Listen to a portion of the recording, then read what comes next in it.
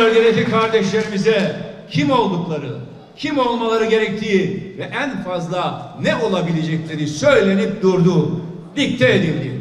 Yıllarca Batmanlı kardeşimize Kürt kimliğinin ne olduğu, nasıl olursa makbul bir vatandaş olacağı ve bu kimliğiyle en fazla ne olacağı söylenip durduğu tavsiyelerde bulunuldu.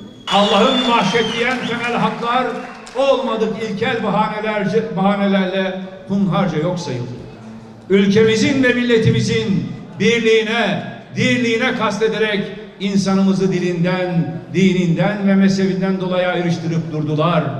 Ayırdılar, dışladılar, ötekileştirdiler. Rabbimizin bahşettiği hakları ifade etmek, Kürt olmak, Kürtçe konuşmak büyük bir meseleye dönüştürüldü. Yıllarımızı bu ülke meselelerle geçirdik. Bir taraftan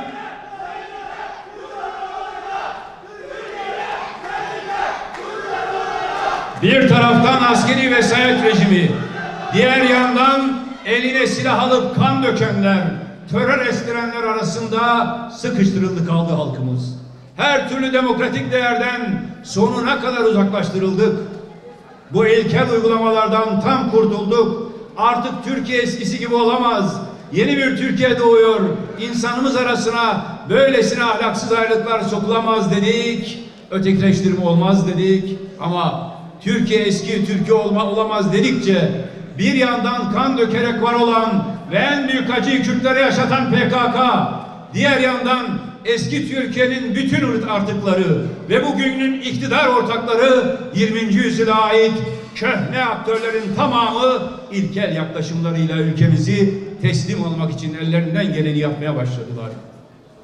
Bir taraftan endek barikatlarla bütün vatandaşlarımızın hayat alanı olan kamu düzenini yok eden terör örgütü insanlarımızın mal ve can emniyetini yok ederken, diğer taraftan güvenliği sağlama karşılığında özgürlüklerden ve hukuktan feda edilebileceğini düşünen otoriter devlet anlayışı halkımızın aidiyet bağlarını zayıflatmıştır. Bu biri diğerinden beslenen bir kıskaçtır.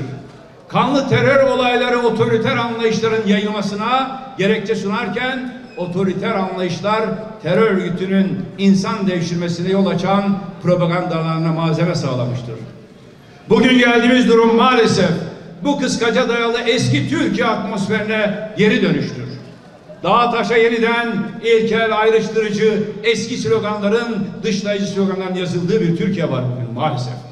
Bugün Türkiye korkular ve tabularla idare edilmeye çalışılan bir ülkedir.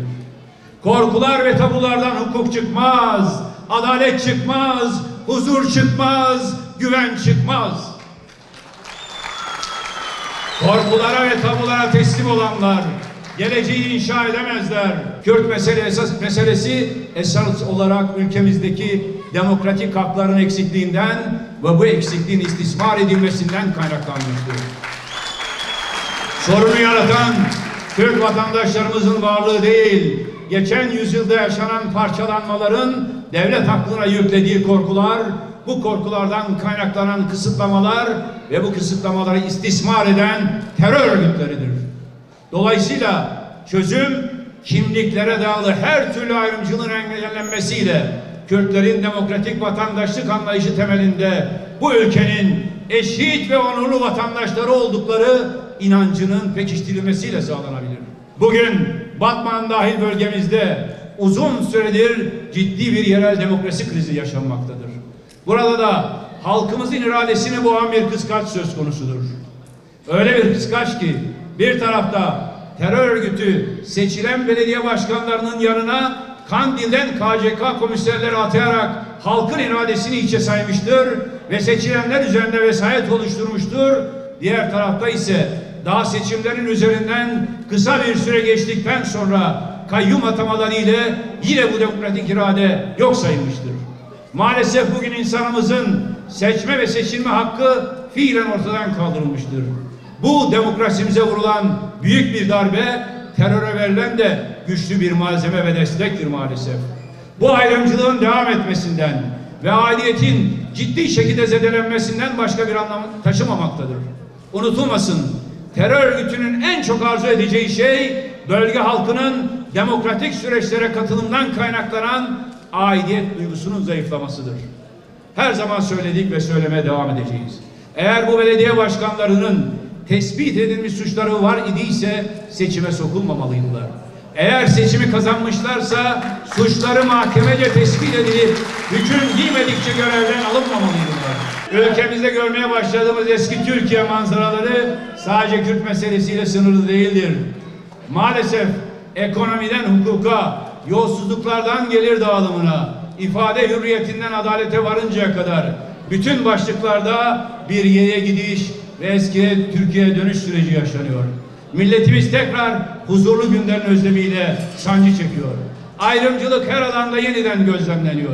Bütün barajların kaldırılması gerektiği kanaatindeyim. Türkiye'de milletin her kesiminden insanların temsilcilerin yer aldığı bir meclis zaaf değildir, güçtür. Buna karşı en önemli teminat bence seçim barajlarının kaldırılmasıdır. Vekil futbolcu mu ki transfer olsun? Vekil transferi diyenlerin çoğu şeyden korkar, kendi milletvekillerine güvenmeyenlerdir. Milletvekilleri kendi iradeleriyle istedikleri tercih yaparlar. Milletvekillerine saygı göstermek gerekir.